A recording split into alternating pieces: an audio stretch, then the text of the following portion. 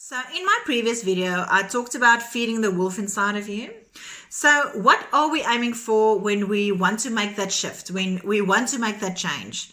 We want to detach. So detachment doesn't mean that you own nothing. Detachment means that nothing owns you. And most of us has become owned by our darker side, about our evil wolf.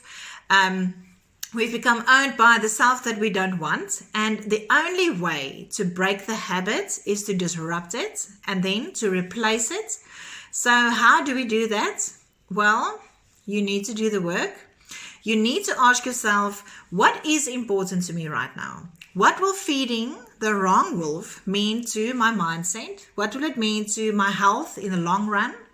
And how long have I fed my insecurities, my constant anger that I just can't shake, the resentment that I feel towards people? How does your bad wolf play out in your relationships or even in your health? How do you know which wolf you're feeding? So it comes down to one word: consciousness. And the best thing that you can do for yourself is to get to know who you are, the real you. So how do we make that change?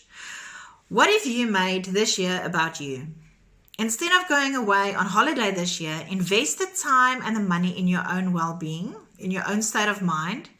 You need to take your power back, and that is to break the pattern. So reading motivational quotes is not going to change the world. Is it a step in the right direction? Sure it is. But if you want to have a radical change in your life, if you want to make that shift, if you want to break away from your default way of living, you need to go and water it. You need to go and feed it and give it your energy. So why do we struggle so much with it? Well, because we're not prepared to do the work.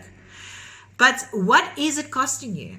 What is it costing in your health? What is it costing your mental state, your relationships? So just imagine what would happen if you did do the work. How would it change your life? What would other people see in you?